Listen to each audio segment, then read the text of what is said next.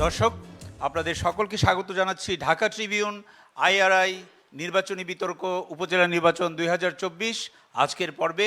আমরা এসেছি ময়মনসিংহ জেলার ত্রিশাল উপজেলায়, যেখানে নির্বাচন খুব সামনেই, এবং সেই নির্বাচনকে কেন্দ্র করে এখানে যারা উপজেলা নির্বাচন পদপ্রার্থী তাদের মধ্য থেকে 4 জন আজকে আমাদের সাথে এই অনুষ্ঠানে যোগ দিয়েছেন অলরেডি, এবং তাদের সাথে আমরা এই এলাকার উন্নয়ন, তাদের ভবিষ্যৎ কর্ম পরিকল্পনা, এবং যদি তারা উপজেলা নির্বাচনে বিজয়ী হন তাহলে কী ধরনের কর্মসূচি নিয়ে এগিয়ে যাবেন এলাকার উন্নয়নের জন্য, এই বিষয়ে কথা বলবো তাদের সাথে। এবং একই সাথে আমাদের সাথে এখানে উপস্থিত আছেন ত্রিশাল উপজেলার কিছু গণ্যমান্য ব্যক্তিবর্গ, আজকে এই অনুষ্ঠানে অডিয়েন্সে আছেন। আমরা তাদের কাছ থেকেও অনুষ্ঠানে কোনো একটা পর্যায়ে কিছু প্রশ্ন নেব, এবং তার মধ্য দিয়ে আমরা তুলে ধরার চেষ্টা করব যে এই নির্বাচনে যে প্রার্থীরা রয়েছেন তারা কী ধরনের পরিকল্পনা এবং প্রতিশ্রুতির মধ্য দিয়ে এই নির্বাচনে ভোটের দিনে এগিয়ে যাবেন সেই বিষয়ে। তো আমি প্রথমেই আপনাদের সকলকে পরিচয় করে দিচ্ছি। আজকে আমার সাথে যারা উপস্থিত আছেন এই অনুষ্ঠানে, আমার ডান দিকে সর্বডানে আছেন জনাব ইকবাল হোসেন, একজন সাবেক ছাত্রনেতা এবং বর্তমানে সাধারণ সম্পাদক, বাংলাদেশ আওয়ামী লীগ ত্রিশাল উপজেলা। এরপরে আমার নিকট ডানে আছেন আলহাজ আবুল কালাম মোহাম্মদ শামসুদ্দিন, যিনি সভাপতি, বাংলাদেশ আওয়ামী লীগ ত্রিশাল উপজেলা। এবং আমার বাঁদিকে আছেন জাহিদুল ইসলাম জুয়েল সরকার, যিনি সভাপতি, ত্রিশাল উপজেলা যুবলীগ। এবং সর্ববামে আছেন মাজহারুল ইসলাম জুয়েল, সাবেক সহসভাপতি, ময়মনসিংহ দক্ষিণ জেলা যুবদল। আপনাদের প্রত্যেককে স্বাগত জানাচ্ছি এই অনুষ্ঠানে। আমি শুরুতেই খুবই সাধারণ একটা প্রশ্ন দিয়ে শুরু করি, সেটা হচ্ছে, যেহেতু নির্বাচন আর কয়েকদিনের মধ্যেই আপনাদের এলাকায়, এবং নির্বাচনের যে আয়োজন, এবং তার সাথে আপনারা জানেন যে আপনারা যেমন প্রার্থী হিসাবে আপনাদের ক্যাম্পেইন প্রচার অভিযান চলছে, তেমনিভাবে একটা লেভেল প্লেয়িং ফিল্ডের কথা বলা হয় সব সময়।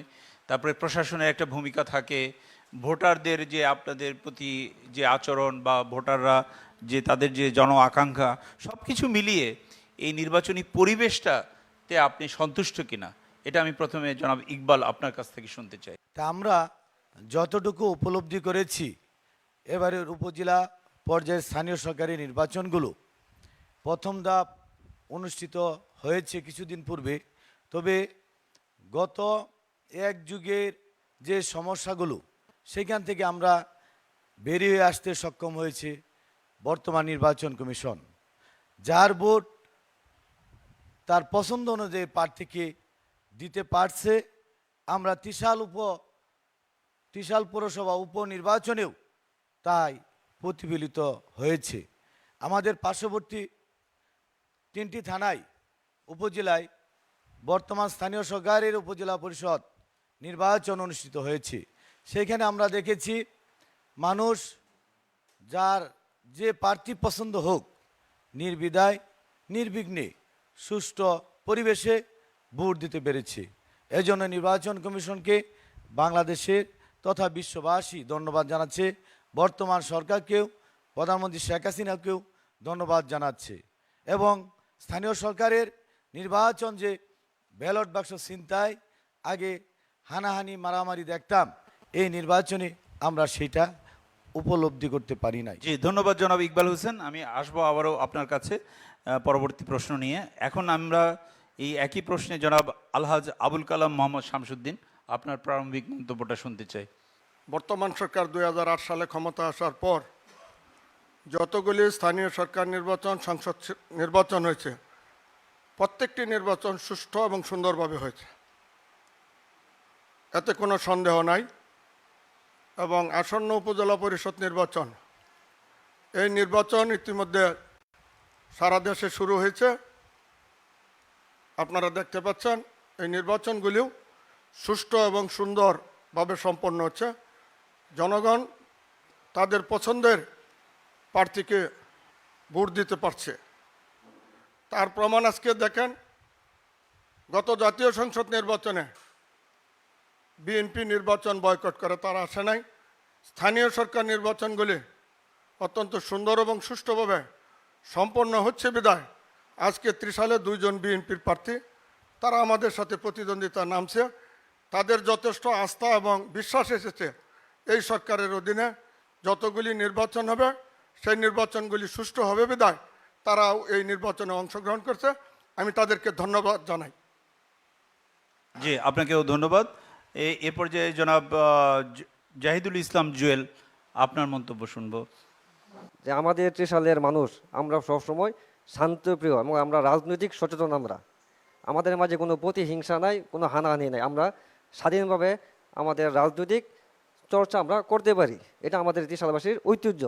এজন্য আমি একজন ত্রিশালবাসী হিসাবে আমি গর্বিত এবং অহংকার করি যে আমাদের এলাকার মানুষ আমরা সবসময় রাজনৈতিক সচেতন এবং আমরা কোনো প্রতিহিংসার রাজনীতিতে আমরা বিশ্বাসী নই। আমরা অতীতে যদি আমরা ত্রিশালের নির্বাচনকে যদি আমরা বিশ্লেষণ করি, আপনারা দেখবেন যে আমাদের এলাকায় সবসময় যারা ভোটার তারা স্বাধীনভাবে তাদের ভোট প্রয়োগ করতে পারে। এজন্য আমি নির্বাচন কমিশনকে এবং বর্তমান সরকার প্রধানকে আমি ধন্যবাদ জানাই। এমন একটি সুস্থ ও সুন্দর পরিবেশে সারা বাংলাদেশে বিরাজ করছে আপনার।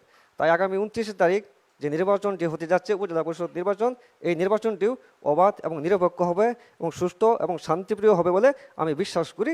এবং ত্রিশালের যারা আমরা ভোটার আছি আমরা উৎসবমুখর পরিবেশে আগামী 29 তারিখ তাদের স্বাধীন মতামত দিয়ে তাদের যে পছন্দের প্রার্থীকে তারা নির্বাচিত করবে বলে আমি বিশ্বাস করি। সকলকে ধন্যবাদ। জি, আপনাকেও ধন্যবাদ। জনাব মাজহারুল ইসলাম জুয়েল। জনগণ ভোট কেন্দ্রে যাওয়ার কোনো ইচ্ছাই রাখে না। তারা আসলেও ভোট কেন্দ্রে থেকে আস্তে আস্তে ফিরে যেতেছে। মানে মানুষের নির্বাচনের প্রতি, ভোট দেওয়ার প্রতি আস্থা ফিরে যেতেছে। এই জন্য একটা স্থানীয় সরকার নির্বাচন, আমরাও এটা দেখার জন্য ত্রিশালের রাজনৈতিক পরিবেশ বা সহিংসতা কোনো কিছুই নাই। এটা ত্রিশালের জন্য আমরা গর্ব করি, আমরা ত্রিশালের মানুষ হিসেবে এটা ভালো। তবে এরপরেও জনগণ কিন্তু নির্বাচন বা ভোট কেন্দ্রে থেকে ফিরে যাওয়ার একটা মনোভাব রাখে, ভোট কেন্দ্রে যায় না।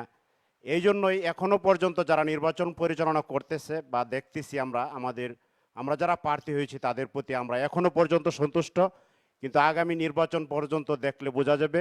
এবং আমরাও জনগণকে উদ্বুদ্ধ করছি যাতে এই নির্বাচনে এসে তাদের পছন্দের মতো প্রার্থীকে তারা ভোট দিতে পারে এবং নির্বিঘ্নে যাতে ভোট দিতে পারে সেই জন্য উপজেলা প্রশাসন যারাই রয়েছে, নির্বাচনী কর্মকর্তা সকলের কাছে দৃষ্টি রাখবো যাতে জনগণ ভোট কেন্দ্রে এসে তাদের নিজের ইচ্ছায়, স্বইচ্ছায় বা তাদের ভোটটা প্রদান করতে পারে, সেটার ব্যবস্থা যাতে আপনাদের মাধ্যমে এই উপজেলা প্রশাসন যাতে তৈরি করে দেয় সেটা আপনাদের মাধ্যমে জানিয়ে দিলাম। সকলকে ধন্যবাদ। আসসালামু আলাইকুম রহমতুল্লাহ বরকাত। জি, আপনাকেও ধন্যবাদ। আমরা অনুষ্ঠানে এই পর্যায়ে আপনাদের প্রত্যেকের কাছ থেকে জানার চেষ্টা করব যে যদি ভোটাররা আপনাদেরকে নির্বাচিত করেন এবং ত্রিশাল উপজেলা চেয়ারম্যান নির্বাচিত হন, তবে এই এলাকার আর্থসামাজিক উন্নয়নের জন্য আপনার কি পরিকল্পনা রয়েছে? জনাব ইকবাল, আপনার কাছ থেকে শুরু করি। ধন্যবাদ। আপনারা অবগত আছেন গণপ্রজাতন্ত্রী বাংলাদেশ সরকার বঙ্গবন্ধুর কন্যা জননেত্রী শেখ হাসিনা একাধারে বাংলাদেশে ক্ষমতায় এসে মাত্র 3 বছরে বাংলাদেশকে ডিজিটাল বাংলাদেশে রূপান্তরিত করতে সক্ষম হয়েছেন। সেইখান থেকে স্মার্ট বাংলাদেশ উত্তরণের লক্ষ্যে 2041 সালকে বেছে নিয়েছেন। আমি মনে করি এই যে ওনার সুদূর প্রসারী চিন্তা ভাবনা, উন্নত বিশ্বের দিকে তাকালে আপনারা বুঝতে পারবেন একটি দেশের গ্রামগঞ্জের উন্নয়ন, ইউনিয়ন পরিষদের উন্নয়ন, গ্রামগঞ্জের উন্নয়ন করতে গেলে, স্মার্ট নাগরিক গঠন করতে গেলে উপজেলা পরিষদকে কার্যকরী করতে হবে। উপজেলা পরিষদের সারা বাংলাদেশের উন্নয়নের একটা আমি মনে করি সূতিকার। যদি কিনা উপজেলা পরিষদ ইউনিয়ন পরিষদকে গ্রাম বাংলার অবহেলিত বঞ্চিত মানুষের ভাগ্য উন্নয়নের জন্য বাংলাদেশ সরকার স্থানীয় সরকারের মাধ্যমে যে আজকে 120টি খাত বেছে নিয়েছেন, আমি মনে করি 120টি খাতের ভিতরে আমরা যদি লক্ষ্য করি, আশা করি এই স্থানীয় সরকার আমরা যদি 120টি খাত কার্যকর করতে পারি, মানুষের ধারে আমরা পৌঁছাতে পারি। সেই 120টি খাতের ভিতরে রয়েছে দরিদ্র সীমার নিচে যাদের আছে তাদের নাগরিক সুবিধা, ভাতার সুবিধা, তাদের কর্মসংস্থানের সুযোগ সুবিধা, তাদের বেকারত্ব ঘোচানোর সুযোগ সুবিধা। আর আমাদের গ্রাম বাংলার কৃষকদের জন্য আর্থসামাজিক উন্নয়নের জন্য আমাদের বিনামূল্যে সার, বীজ, কীটনাশক থেকে শুরু করে কৃষি যন্ত্রপাতি সরকার ভর্তুকির মাধ্যমে বাংলাদেশের বাম্পার ফলন করে আজকে শিক্ষিত বেকার থেকে শুরু করে কৃষিজীবী এবং সমাজের বিভিন্ন মিল, ফ্যাক্টরি, কলকারখানা স্থাপন করে প্রত্যেকটি এলাকায় যেভাবে ইতিহাস সৃষ্টি করেছে, আমাদের 30 সালেও সেই রকম একটি শিল্প নগরী গড়তে আমরা সক্ষম হচ্ছি। আমি আশা করি এই 30 সালের যে পরিমাণ বেকার মানুষ ছিল গত 5 বছরের পূর্বে, ইদানিং আপনারা দেখেছেন এখানে প্রায় 3 থেকে 4টি ইকোনমিক জোন স্থাপিত হয়েছে। আজকে আমাদের এই এলাকায় প্রায় 10-20 হাজার মানুষের কর্মসংস্থান সৃষ্টি হয়েছে। ইনশাল্লাহ আমরা চেষ্টা করব উপজেলা পরিষদে আমরা যেই নির্বাচিত হই আমাদের বেকার সমস্যা যাতে বেকারত্ব কমানো যায় সেজন্য শিল্প নগরী গড়তে হবে, যুবকদেরকে কর্মসংস্থানের সুযোগ সৃষ্টি করতে হবে, পথে ঘাটে চাঁদাবাজি বন্ধ করতে হবে। যে যে আমি ফিরবো আবারও আপনার কাছে, তার আগে আপাতত আপনাকে ধন্যবাদ। এবং আমি আলহাজ আবুল কালাম মোহাম্মদ শামসুদ্দিন আপনার কাছে জানতে চাইব যে এই এলাকার আর্থসামাজিক উন্নয়নে আপনার পরিকল্পনা কি রয়েছে? জনগণ আমাকে যদি নির্বাচিত করেন, আমার সরকার বাংলাদেশ আওয়ামী লীগ সরকার আপনারা জানেন ডিজিটাল বাংলাদেশ থেকে স্মার্ট বাংলাদেশ গড়ার লক্ষ্যে মাননীয় প্রধানমন্ত্রী পরিকল্পনা গ্রহণ করেছেন। সেই পরিকল্পনার অংশ হিসেবে আমরা 30 সালের যে সকল উন্নয়নগুলি দেখছি, এক কথা প্রথমত 30 সাল বেশ কয়েকটি অর্থনৈতিক জোন হয়েছে, অনেক শিল্পনগরী গড়ে উঠছে। এই শিল্পনগরীগুলি বিভিন্ন বাধাগ্রস্ত হচ্ছে, ভূমিদস্যুদের দখলে এটা ওরা বাধাগ্রস্ত হচ্ছে, চাঁদাবাজদের দখলে এরা বাধাগ্রস্ত হচ্ছে। আমি এগুলি নির্মূল করব। আর আমার সরকারের উন্নয়নমূলক যে রসদ মালগুলি এই উপজেলা প্রেরণ করা হয় তা জনগণের সম্মুখে আমি তথ্য প্রযুক্তি আইনের মাধ্যমে প্রকাশ করব। এই সরকার তার বরাদ্দকৃত যে সকল অর্থ সামগ্রী দেয় আমি সেগুলি জনগণের সম্মুখে ইনশাল্লাহ প্রকাশ করব এবং 30 সালকে বেকার মুক্ত করব, মাদক মুক্ত করব। মাদকাসক্ত ছেলেদেরকে পুনর্বাসনের ব্যবস্থা করব, নারীদের কর্মসংস্থানের ব্যবস্থা করব। এক কথায় 30 সালকে উন্নয়ন এবং ডিজিটাল 30 সাল গড়ার লক্ষ্যে আমি সর্বাত্মক চেষ্টা করব যুবক সমাজদেরকে নিয়ে। ধন্যবাদ। জি, আপনাকেও ধন্যবাদ। এই পর্যায়ে আমরা জাহিদুল ইসলাম জুয়েল সরকার আপনার কাছে আসছি।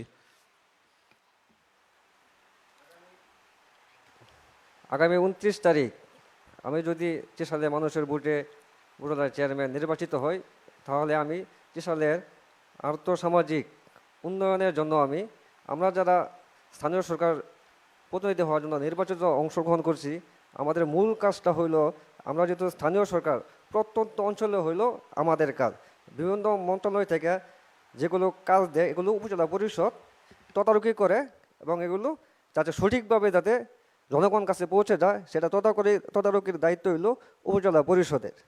সুতরাং আমি আমার এলাকায় আমরা যেহেতু রাজনীতি করি, আমরা 30 সালের প্রত্যন্ত অঞ্চলে আমাদের যোগাযোগ আছে, আমরা জানি কোথায় কোন ধরনের কী ধরনের সমস্যা আছে, মানুষ কী ধরনের সমস্যার সম্মুখীন হচ্ছে।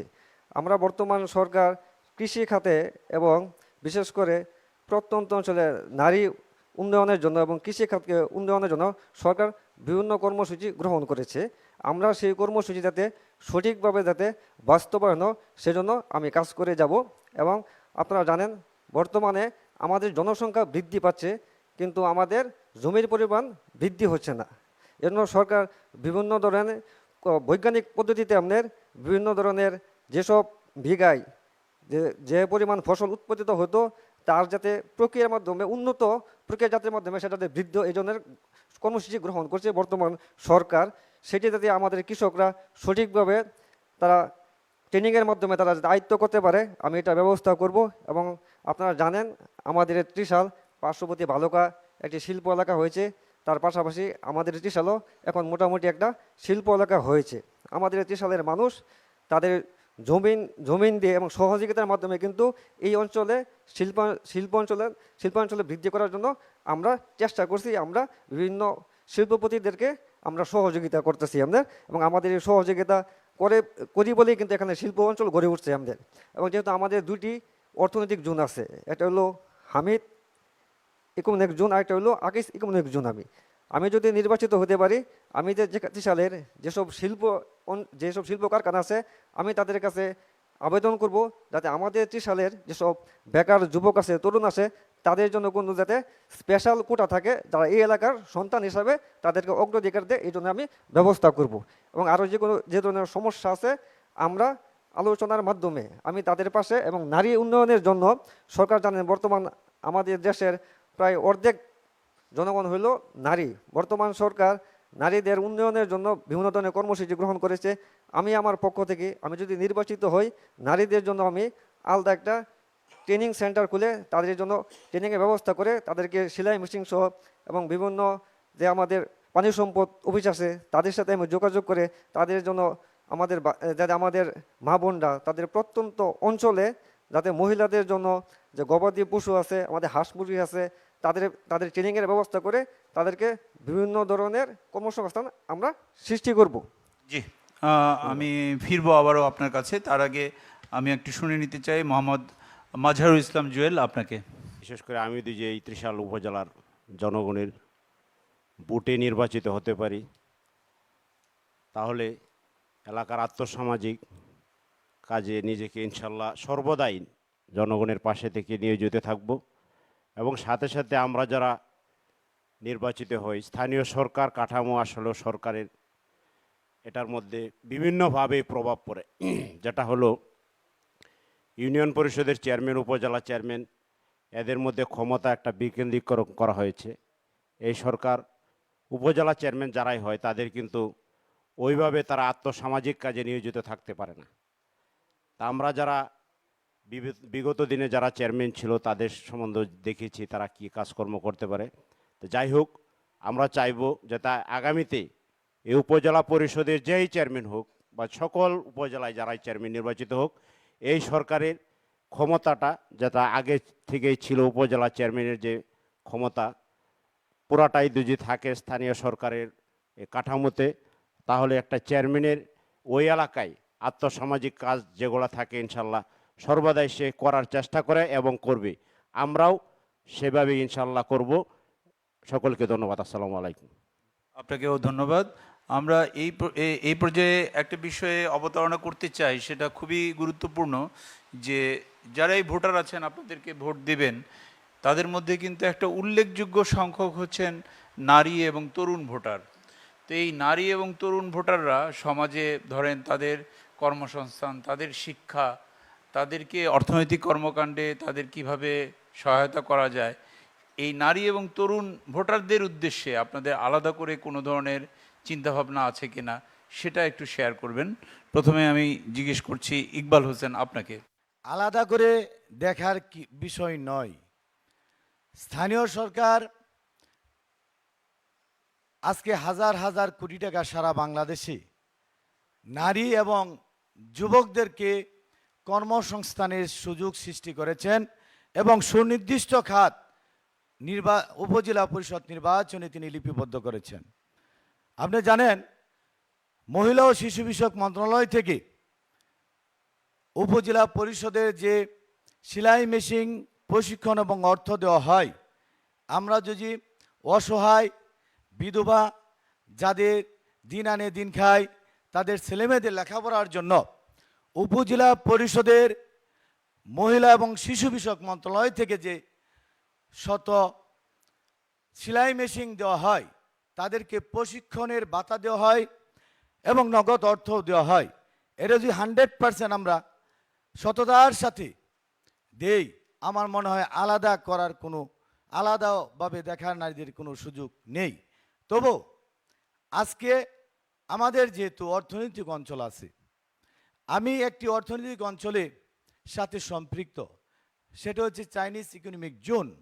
সেইখানে আমার মনে হয় 6 থেকে 7 মাস পর প্রায় 1 লক্ষ নারী পুরুষের কর্মসংস্থানের সৃষ্টি হতে যাচ্ছে। এইভাবে ত্রিশালে আকিস ইকোনমিক জোন, সেখানে হাজার হাজার লোক, ইতিমধ্যে আমাদের ত্রিশাল টেক্সটাইলে সেখানে হাজার হাজার লোক, এবং আমাদের দবির স্পিনিং মিল এবং আকিজ সিরামিক্স, আমাদের মনে হয় অলরেডি সেখানে হাজার হাজার ত্রিশালের বেকার যুবক যুবতীরা কর্মসংস্থান সৃষ্টি করেছে। তাদেরকে আমাদের সুন্দরভাবে টেক কেয়ার করতে পারলে নারীদের যুবকদের হবে। তবে আপনি আরও অবগত আছেন, স্থানীয় সরকার শক্তিশালী করার জন্য বর্তমান সরকার স্থানীয় সরকারকে বিভিন্ন খাত দিয়ে থাকেন। সেই খাতের মধ্যে তরুণদের এবং বেকারদের জন্য নির্দিষ্ট করে লোনের ব্যবস্থা করেছেন। আপনি অবগত আছেন এবং জানতে পারবেন, উপজেলা পরিষদের চেয়ারম্যান 17টি ডিপার্টমেন্টের সভাপতি, উপজেলা পরিষদের চেয়ারম্যান যুব উন্নয়ন বলেন, আমাদের বিআরডিপি বলেন, সমবায় বলেন, সমাজসেবা অধিদপ্তর বলেন, পানি সম্পদ অধিদপ্তর বলেন এবং কৃষিখাত বলেন, প্রত্যেকটি তাদের যুবকদেরকে প্রশিক্ষণের মাধ্যমে ভাতা দিয়ে এবং তাদেরকে সঠিক প্রশিক্ষণ দিয়ে মিনিমাম 10,000 থেকে 5 লক্ষ টাকা বিনা জামানতে লোনের ব্যবস্থা করেছেন। আমরা যদি যুবকদেরকে যুব উন্নয়ন থেকে, বিআরডিপি থেকে, সমবায় থেকে এই লোনগুলো যদি সঠিকভাবে দিতে পারি, একটি যুবক, একটি নারী, একটি বেকার কৃষক যিনি টাকার অভাবে তাদের সবজির ফসল ফলাতে পারে না, পশু পালন করতে পারে না, হাঁস মুরগি পালতে পারে না, ডেয়ারি ফার্ম দিতে পারে না, তাদেরকে যদি আমরা সঠিকভাবে এই লোনগুলোর ব্যবস্থা করে দেই প্রশিক্ষণের মাধ্যমে, তাহলে আমাদের বেকার সমস্যা অতি সহজে দূর করা সম্ভব। জি, ইকবাল হোসেন, আপনাকে ধন্যবাদ। আমি এই পর্যায়ে জনাব আবুল কালাম মোহাম্মদ শামসুদ্দিন, আপনার কাছ থেকে জানতে চাইব যে নারী এবং তরুণ ভোটারদের উদ্দেশ্যে আপনার কোনো পরিকল্পনা। ধন্যবাদ আপনাকে। আমি আপনাকে বলতে চাই যে এই সরকার দীর্ঘ 16 বছর যাবৎ ক্ষমতায়। আমার এই সরকারের একটি পরিকল্পনা আছে, সেই নারীদের কর্মসংস্থান, যুবকদের কর্মসংস্থান, কৃষকদের কর্মসংস্থান, সমস্ত কিছু আওয়ামী লীগ সরকারের একটি নির্বাচনী ইশতেহার আছে। আমি আওয়ামী লীগের কর্মী হিসাবে আমি ত্রিশাল উপজেলা আওয়ামী লীগের সভাপতি এবং উপজেলা পরিষদের চেয়ারম্যান নির্বাচিত হলে আমার সরকারের যে সকল উন্নয়নমূলক কর্মকাণ্ড আমি প্রথমে বলেছি, সেগুলি কৃষকের যা প্রাপ্য আপনারা জানেন, সার, তেল, বীজ সহ অনেক উপসামগ্রী এইগুলি সরকার দিয়ে থাকে, এগুলি সঠিকভাবে কৃষকদের হাতে পৌঁছে না। নারীদের উন্নয়নের জন্য যা সামগ্রী আসে এইগুলি তাদের হাতে পৌঁছে না। যুবকদের উন্নয়নের জন্য সরকার বিভিন্ন কর্মসংস্থান ব্যাংক থেকে শুরু করে যা কিছু করার, এইগুলি যুব সমাজ জানতে পারে না। আমি হলফ করে কথা দিতে পারি ত্রিশালবাসীকে, আমি এই সরকারের এবং এই সরকারের জনগণের কৃষকের ট্যাক্সের পয়সা যা কিছু আসবে আমি সেটা জনসম্মুখে প্রকাশ করব এবং প্রত্যেক দপ্তর অনুযায়ী তা মানুষের কাছে পৌঁছে দেওয়ার চেষ্টা করব। ধন্যবাদ সকলকে। আপনাকেও ধন্যবাদ। জনাব জাহিদুল ইসলাম জুয়েল। আপনারা সকলে জানেন যে উপজেলা পরিষদের চেয়ারম্যান সে একা ইচ্ছা করলে অনেক কিছু করতে পারে না। এটা একটা পরিষদ, এখানে সদস্য আছে, এখানে কোনো কিছু করতে গেলে এটা রেজলিউশনের মাধ্যমে আগে এটা ওই মিটিংয়ে পাস করতে হয়, পাস করে তারপর আমাদের কাজ করতে হয়।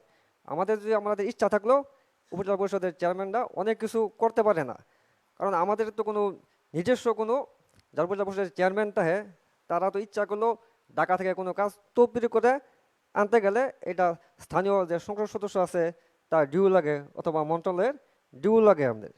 সুতরাং আমরা যদি এই উপজেলা উন্নয়নকে যদি আমরা উপজেলা পরিষদের চেয়ারম্যান নির্বাচিত হয়ে যদি আমরা উন্নয়ন করতে চাই, তাহলে অবশ্যই আমাদেরকে যে বিভিন্ন যে মন্ত্রণালয় আছে এবং স্থানীয় যে সংসদ সদস্য আছে তাদের সাথে সমন্বয় করে কাজ করলে কাজটা করা অনেক সহজ হয়ে যায় আপনার।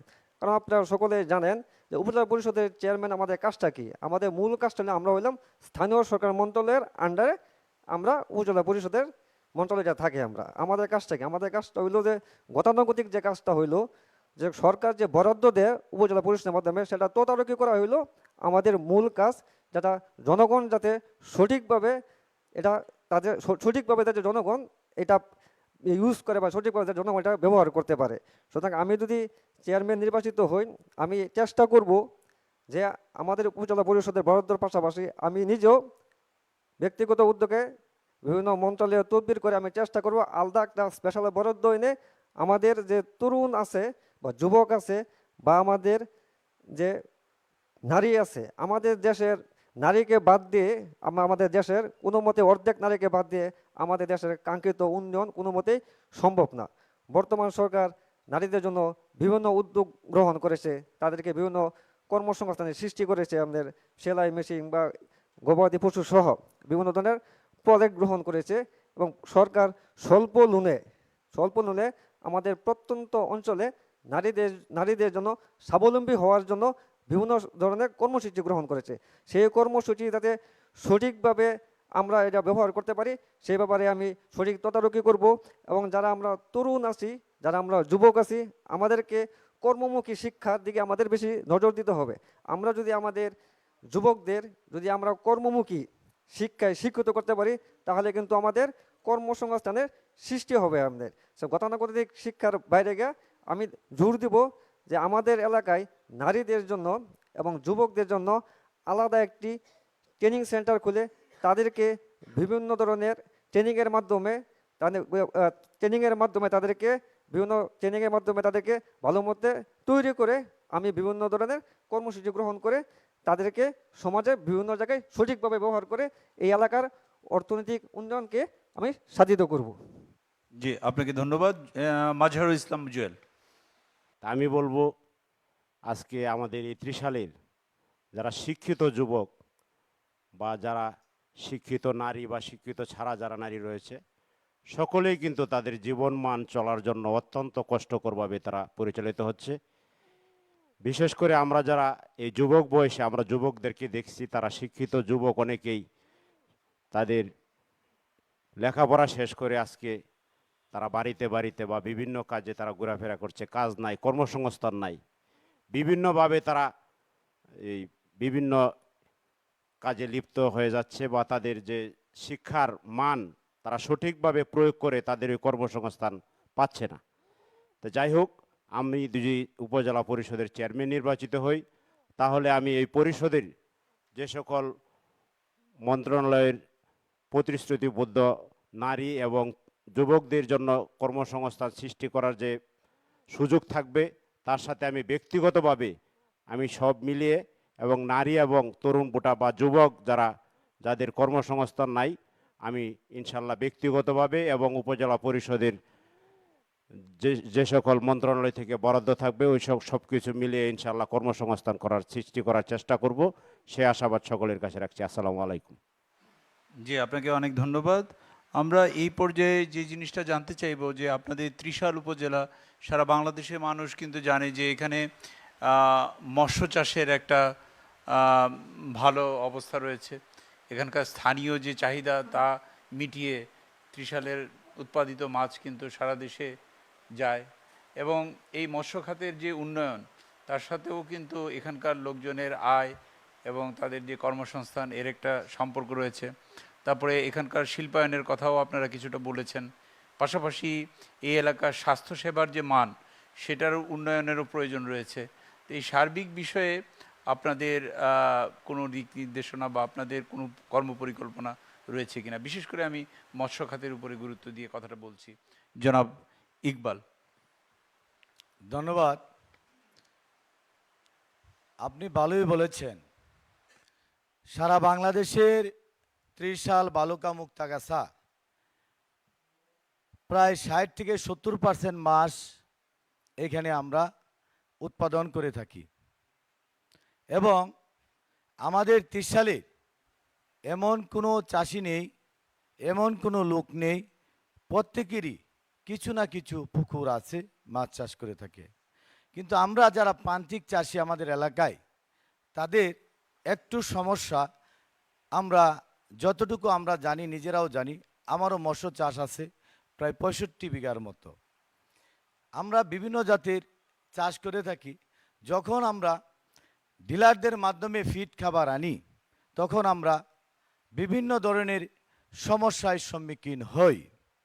যে সমস্ত ডিলাররা তাদের উৎপাদিত খাদ্য গ্রামগঞ্জের অসহায় মানুষের হাতে তুলে দেয়, সামান্য ক্রেডিট অথবা নগদের মাধ্যমে তাদের মিল থেকে যে খাবারগুলো আসে সেইগুলো গুণগত মান ঠিক রাখতে পারে না, তখন তারা ক্রেডিট সিস্টেম দিয়ে আমাদের বহু প্রান্তিক চাষিদেরকে বিটাবাড়ি গরু ছাগল বিক্রি করে, আজকে নির্বাচনী শুধু নয়, বিটাবাড়ি বিক্রি করে তাদের কাছ থেকে অনেক ডিলার, অনেক কোম্পানি আছে, সেখানে তাদের ব্ল্যাঙ্ক চেক জমা দিয়ে আজকে তাদেরকে নির্যাতনের শিকার হতে হচ্ছে।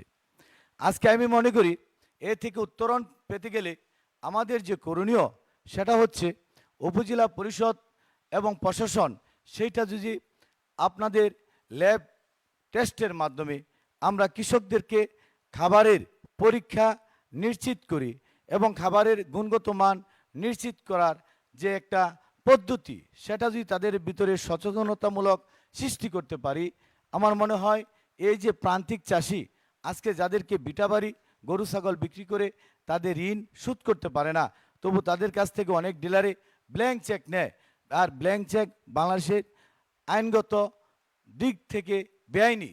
আজকে আমাদের 30 সালে প্রায় যেভাবে মৎস্য চাষিরা মৎস্য চাষ করত, সেখানে আরেকটি নির্যাতনের শিকার হয় মাছ বিক্রি করতে গেলে।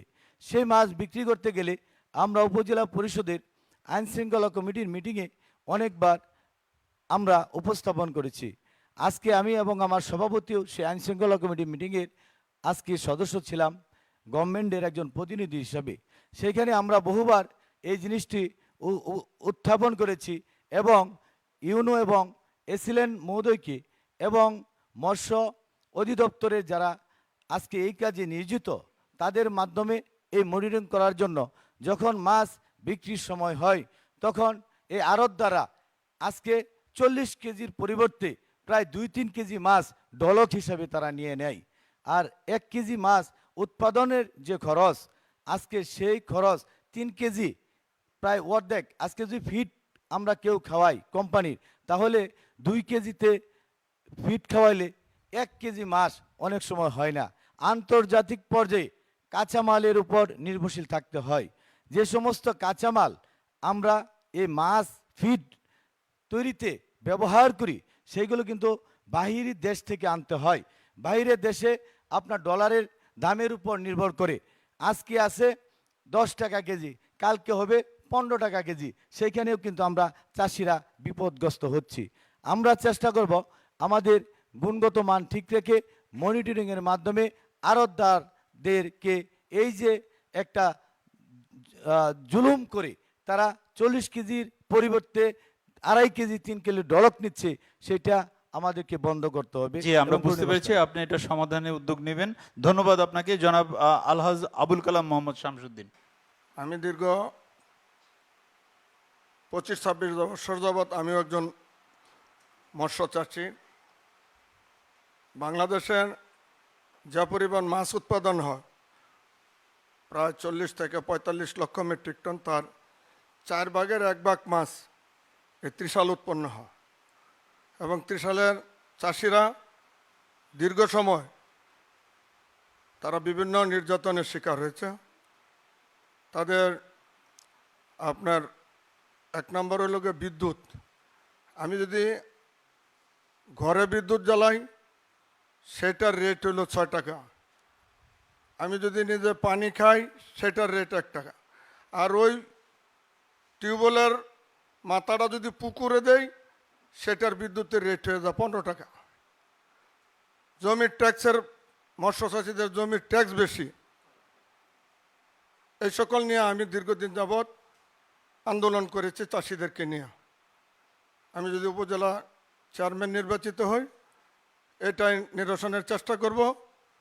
আরেকটা জিনিস আপনার ওই যে ইকবাল সাহেব বলেছে কাঁচামাল, সত্যি বিভিন্ন প্রকারের নিম্নমানের কাঁচামাল আসে।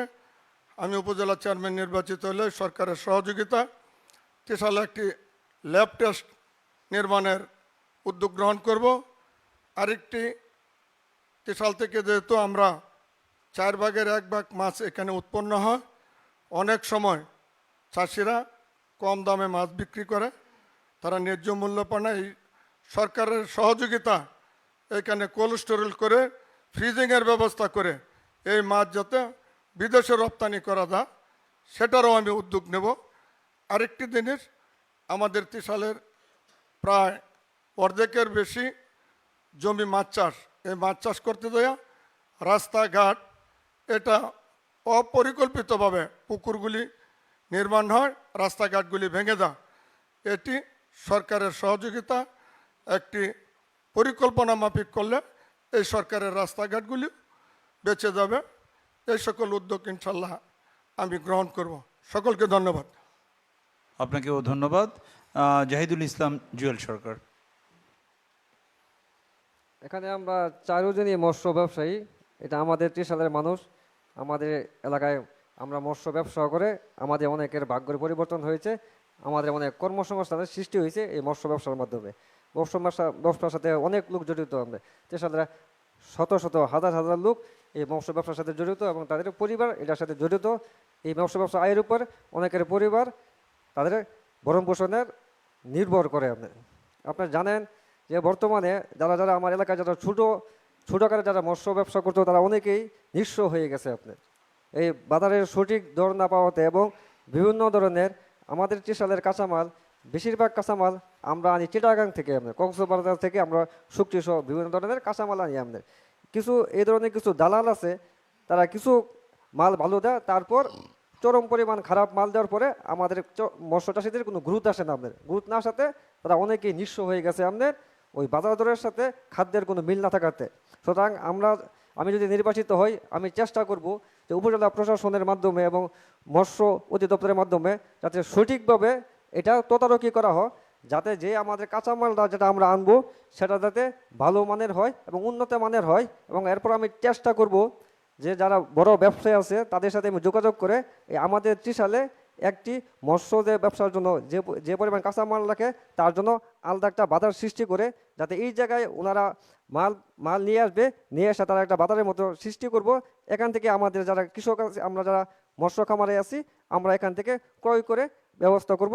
এবং কালাম কাকা ইকবাল ভাই যে কথা বলছে, এখানে আমাদের একটি দরকার যে আমাদের খাদ্যর যে মানটা আছে, গুণগত মানটা আছে, সেটা পরীক্ষা করার জন্য আমাদের একটা এখানে ব্যবস্থা করা দরকার। আমরা সকলেই মিলে এই ব্যবস্থা করব, এতে আমাদের এলাকায় অনেক উপকৃত হবে মৎস্য চাষিরা। এবং আরেকটা জিনিস যে আমরা যে মাছ আমরা 40 কেজি আমরা বিক্রি করলে, 42 কেজি বিক্রি করলে আমাদের দাম পাই আমরা 40 কেজির। এতে আমাদের অনেক ক্ষয়ক্ষতি আমরা শিকার হচ্ছি আমরা।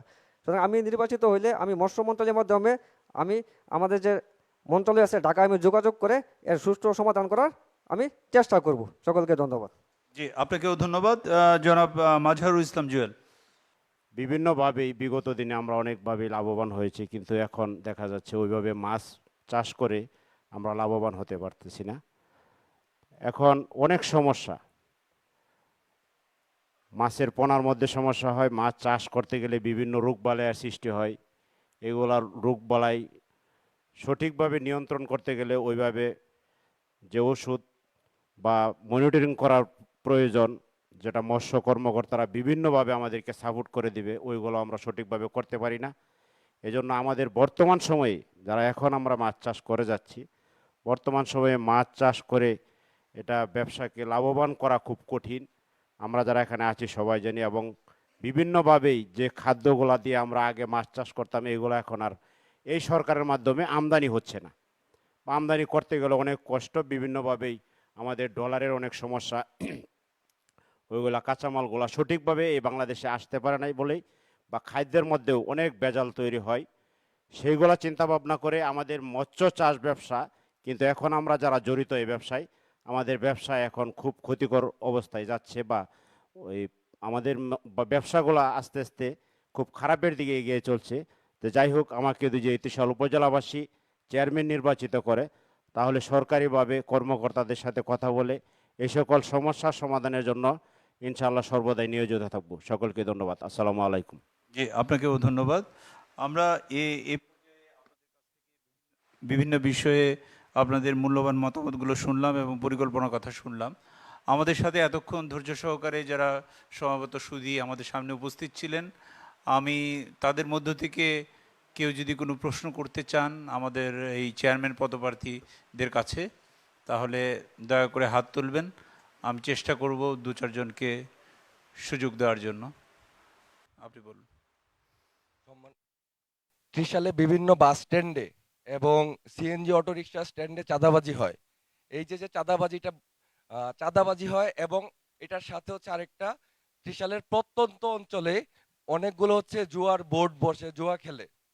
এই কারণে কিন্তু আমাদের যুব সমাজ অনেকাংশেই ধ্বংসের পথে এই জুয়ার জন্যে। এবং আমাদের যে এই শ্রমিক, তারা অন্তত নিম্ন স্তরের খেটে খাওয়া মানুষ, তাদের যে এই বিভিন্ন জায়গায় 50 টাকা, 100 টাকা, 200 টাকা চাঁদা দিতে হয়, এই চাঁদাগুলো নিরসনের জন্য আপনারা কি করবেন? জি, আপনাকেও ধন্যবাদ। আমরা উত্তরগুলো পরে শুনছি, তার আগে আমি আরো দুই একটা প্রশ্ন নিয়ে নিই। জি প্লিজ আপনি। আমি মোস্তাফিজুর রহমান নোমান, ত্রিশাল পৌরসভার বাসিন্দা। আমার প্রার্থীদের কাছে আমার প্রশ্ন, আপনারা সবাই বলেছেন যে আপনারা পরিষদের বরাদ্দ যেগুলো আছে সেগুলো গতানুগতিকভাবে বাস্তবায়ন করবেন, সে উন্নয়ন করবেন। আমার প্রশ্ন হলো, আপনারা সবাই ত্রিশালের রাজনৈতিক সচেতন এবং রাজনৈতিক নেতা, আপনারা নির্বাচিত হলে ব্যতিক্রম কিছু আমাদের জন্য উপহার দিবেন কিনা?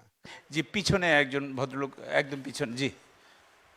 ওনাদের কাছে প্রশ্ন হচ্ছে যে বিগত দিনগুলিতে বিভিন্ন সময় উপজেলা নির্বাচনে বিভিন্ন সহিংসতা হয়েছে, কিন্তু এই নির্বাচনে আপনারা যেহেতু 4 জন প্রার্থী এখানে উপস্থিত, আপনারা কেউ দলীয় প্রার্থী আছেন, আবার কেউ বিরোধী দলীয় প্রার্থী আছেন, যে এখানে নির্বাচনে কেউ কি প্রভাব বিস্তার ছাড়া একটি সুষ্ঠু সুন্দর নির্বাচন আপনারা আমাদের ত্রিশালবাসীকে উপহার দিতে পারবেন কিনা, এটুকু আপনাদের কাছে, সকলের কাছে আমার প্রশ্ন।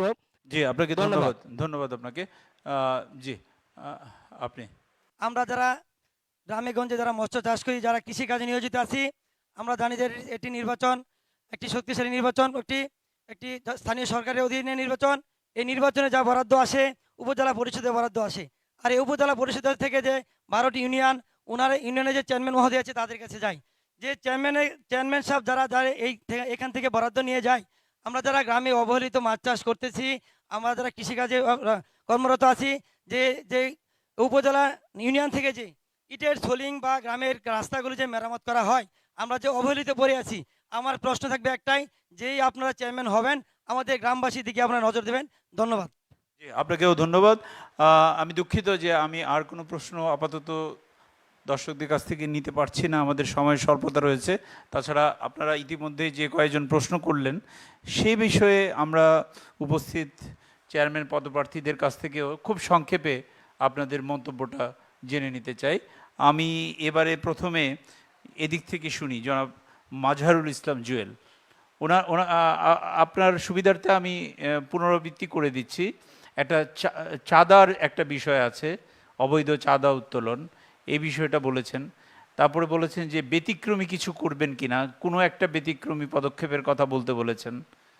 তারপরে এই যে গ্রামীণ অবকাঠামো, যে আপনাদের উপজেলা থেকে তারপরে ইউনিয়ন পরিষদ পর্যন্ত কিভাবে এই জিনিসটাকে সমন্বয় করা যায় আরও ভালোভাবে, এই বিষয়গুলো নিয়ে আপনি সংক্ষেপে বলেন। চাঁদা যেটা বলা হয়েছে, চাঁদাবাজি বা ওই যে শ্রমিকদের কাছ থেকে টাকা নেওয়া, আসলেও আমরা যারা এই ত্রিশালে বসবাস করি, এই ত্রিশালে বিভিন্ন পয়েন্টেই এগুলা হচ্ছে। এগুলা সরকার দলীয় লোকজন তাদের মদদেই এগুলা হচ্ছে, বা সরকারি যারা নেতৃত্ব স্থানীয় আছে বা যারা নেতৃত্ব দেয় এই ত্রিশালে, তারা যদি সঠিকভাবে এটা নিয়ন্ত্রণ করে তাহলে সম্ভব। এরপরেও আমাকে যদি উপজেলা চেয়ারম্যান নির্বাচিত করে এই ত্রিশালের জনগণ, আমি সেটা ইনশাল্লাহ এই চাঁদাবাজ যাতে কীভাবে বন্ধ হয় সেটা দূর করার জন্য ইনশাল্লাহ চেষ্টা করব। আর সাথে সাথে আরেকজন আমাদের ভাই প্রশ্ন করেছে, গ্রামীণ অবকাঠামোতে বিভিন্ন রাস্তাঘাটের যে উন্নয়নের কথা বলা হচ্ছে, যে হ্যাঁ, এটা আমরা যারা চেয়ারম্যান নির্বাচিত বিগত দিনে যারা হয়েছিল তাদের মাধ্যমে যে কাজগুলো হয়েছে, আমরা যারা এখানে আছি 4 জন উপস্থিত, আমরা যেই নির্বাচিত হই বা আমি যদি ব্যক্তিগতভাবে নির্বাচিত হতে পারি, তাহলে গ্রামীণ অবকাঠামোর যে সকল রাস্তা আমাদের ত্রিশাল উপজেলায় আমরা যারা এখনও ঘোরাফেরা করছি, অনেক রাস্তাঘাটের অবস্থা খুব নাজুক, চলাচল করা জনগণের খুবই কষ্টকর। এগুলা যেভাবেই হোক স্থানীয় সরকার মন্ত্রণালয়ের মাধ্যমে ইনশাল্লাহ সলভ করার চেষ্টা করব এবং সমাধান করার চেষ্টা করব। জি আপনাকে ধন্যবাদ। জাহিদুল ইসলাম জুয়েল। আমি যদি চেয়ারম্যান নির্বাচিত হই তাহলে আমি যে প্রশ্ন করছি যে অটো থেকে সিন থেকে চাঁদা তুলে এটা বন্ধ করার জন্য আমি ব্যবস্থা গ্রহণ করব। আমার পক্ষ থেকে আমি সর্বোচ্চ চেষ্টা করব যে ত্রিশাল যাতে কোনো অটো টেম্পো এবং অন্যান্য যে গাড়ি আছে কোথাও থেকে যাতে চাঁদাবাজি না হয়। এবং আমার একটা বিশেষ নজর থাকবে স্বাস্থ্য খাতে। আপনারা জানেন আমাদের বর্তমান আওয়ামী লীগ বর্তমান সরকার প্রত্যন্ত অঞ্চলে আমাদের ত্রিশালের 56টি মতো আমাদের স্বাস্থ্য কেন্দ্র আছে। আমি চেষ্টা করব সেগুলোকে সচল করে যে আমাদের গ্রামের যে প্রত্যন্ত অঞ্চলের যে যারা আমাদের নারী এবং পুরুষ আছে তারা যাতে যে প্রাথমিক যে চিকিৎসা সেবাটা সেটা যাতে গ্রাম থেকে পায়। কারণ গ্রাম থেকে একটি পুরুষ বা মহিলা যদি ত্রিশাল সদরে আসে তাহলে তার 2 থেকে 300 টাকার মতো খরচ। আমি চেষ্টা করব যে আমাদের যে কমিউনিটি ক্লিনিকগুলো আছে সেটি সঠিকভাবে চালু করার এবং সরকারের মাধ্যমে পর্যাপ্ত ওষুধ পৌঁছে দেওয়ার, যাতে প্রাথমিক যে চিকিৎসা আছে সেটা যেন গ্রামেই করতে পারে। এবং আরেকটা কথা বলছে যে আমাদের গ্রামীণ যে রাস্তাঘাট আছে আমি যদি চেয়ারম্যান নির্বাচিত হই তাহলে আমি ইউনিয়ন চেয়ারম্যান এবং ইউনিয়ন মেম্বারদের সাথে নিয়ে এবং উপজেলা পরিষদের অন্যান্য যে সংশ্লিষ্ট যে আছে তাদেরকে সাথে নিয়ে আমি চেষ্টা করব এই রাস্তার সমস্যার সমাধান করার জন্য। সকলকে ধন্যবাদ। আপনাকেও ধন্যবাদ। আবুল কালাম মোহাম্মদ শামসুদ্দিন। আমাদের আর এক মাঝখান থেকে একজন প্রার্থী বলেছে সরকারি দলীয় লোকদের মাধ্যমে চাঁদাবাজি হয়। আমি এটা দ্বিমত পোষণ করি। চাঁদাবাজ এটি একটি গোষ্ঠী, এরা কখনো কার দলে এটা বোঝা না, সুবিধাবাদী দল। যখন যে দল ক্ষমতা আসে ওই দলের প্রভাবশালীদের ছত্রছায়ায় এই কাজটা করে।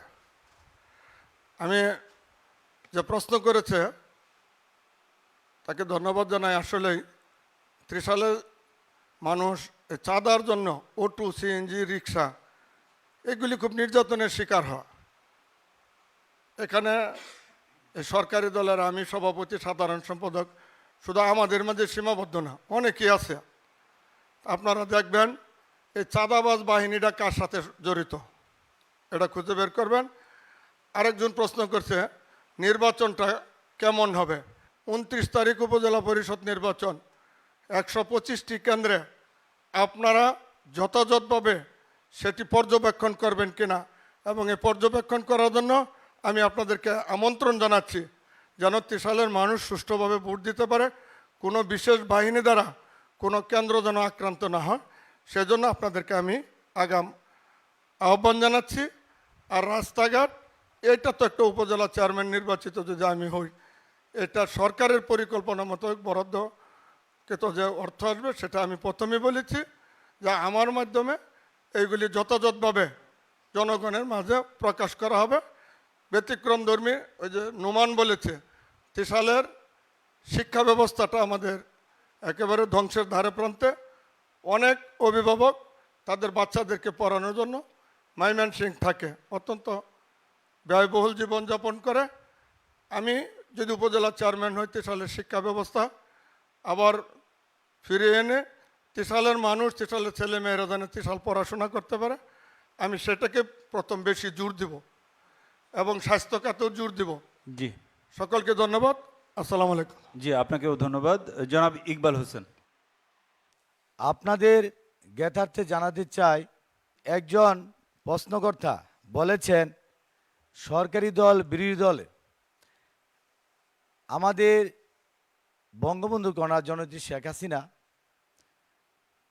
গত 2000 সালের 10ই অক্টোবর গণভবনে ডেকে নিতান্তই বলেছেন এবং কেন্দ্রীয় এবং জেলা নির্দেশনা অনুযায়ী আমি এবং আমার সভাপতির কাছে চিঠিও এসেছে, কেউ দলের নাম ব্যবহার করা নিষেধ, দলীয় কোনো প্রার্থীকে সমর্থন দেওয়া নিষেধ। সুতরাং বঙ্গবন্ধু কন্যা জননেত্রী শেখ হাসিনা নিতান্তই এখানে আমরা কেউ দলীয় প্রার্থী না। আমাদের প্রার্থিতার মাঝে লেখা আছে আমরা স্বতন্ত্র উপজেলা চেয়ারম্যান প্রার্থী। কথাটা ক্লিয়ার।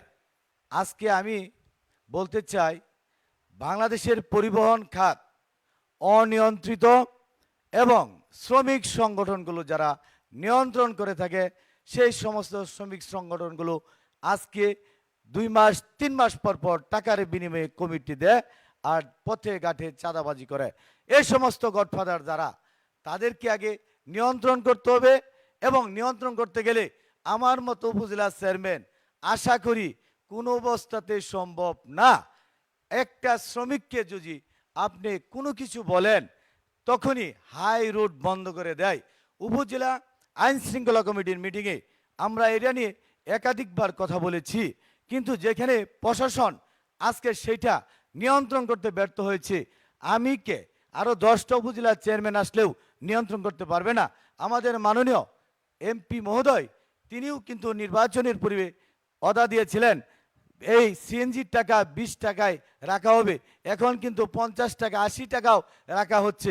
উনিও কিন্তু নিয়ন্ত্রণ করতে পারছে না, কারণ যত্রতত্রভাবে শ্রমিক সংগঠনগুলো তাদের ব্যক্তিগত মুনাফা লাভের জন্য সেগুলো নিয়ন্ত্রিত হয়। আমার পাশে আমার সভাপতি, আজকে আমাদের মালিক সমিতির আজকে সভাপতি, আমাদের আপনার বাইপাসে যুবলীগের সভাপতি জনাব উনি- ইকবাল, আমি দুঃখিত, আমাদের সময়ের আমি স্বল্পতা কথাটা বলি। রয়েছে, আপনি একটু পয়েন্টটা শেষ মালিক করবেন। সমিতির সভাপতি, তারা ইচ্ছা করলেও কিন্তু একজন গাড়ির মালিককে বা ড্রাইভারকে বা শ্রমিককে বা যারা চাঁদা তুলে তারাও নিয়ন্ত্রণ করতে পারবে না। এইটাই বাস্তব, এবং এই বাস্তবতা মেনে নিতে হবে। ধন্যবাদ আপনাকে আপনার মূল্যবান বক্তব্যের জন্য। আমরা এ পর্যায়ে আপনাদের সকলকেই পুনরায় ধন্যবাদ জানাচ্ছি, কৃতজ্ঞতা জানাচ্ছি। আজকে আমাদের এই ঢাকা ট্রিবিউন আইআরআই নির্বাচনী বিতর্ক উপজেলা নির্বাচন 2024-এ আমরা এসেছিলাম ত্রিশালে, এবং ত্রিশালের নির্বাচন উপজেলা নির্বাচন অত্যাসন্ন, এবং সেই নির্বাচনের 4 জন চেয়ারম্যান পদপ্রার্থী আমাদের সাথে এতক্ষণ কথা বললেন, সেই সাথে উপস্থিত ছিলেন আপনারা। আপনাদের প্রত্যেকের সহযোগিতার জন্য অনেক ধন্যবাদ, আপনাদের প্রশ্নের জন্য ধন্যবাদ, এবং আপনাদের মূল্যবান সময়ের জন্য ধন্যবাদ। আমি প্রত্যেককে আবারও ধন্যবাদ জানাচ্ছি। জনাব ইকবাল হোসেন, জনাব আবুল কালাম মোহাম্মদ শামসুদ্দিন, জনাব জাহিদুল ইসলাম জুয়েল সরকার এবং মাজহারুল ইসলাম জুয়েল, আপনাদের 4 জনকে, এবং আমাদের সাথে এই সময়টা দেওয়ার জন্য এবং আপনাদের বক্তব্যগুলো তুলে ধরার জন্য। দর্শক, এই সাথে আমি শেষ করছি আজকের এই অনুষ্ঠান, এই পর্ব যেটা আমরা করলাম ত্রিশাল উপজেলা ময়মনসিংহ থেকে। আগামী দিনে ঢাকা ট্রিবিউন আইআরআই নির্বাচনী বিতর্ক উপজেলা নির্বাচন 2024-এর অন্য কোনো পর্বে আমরা আবারও অনুষ্ঠান উপস্থাপনা করব। আপনাদের সাথে দেখা হবে। ধন্যবাদ সকলকে।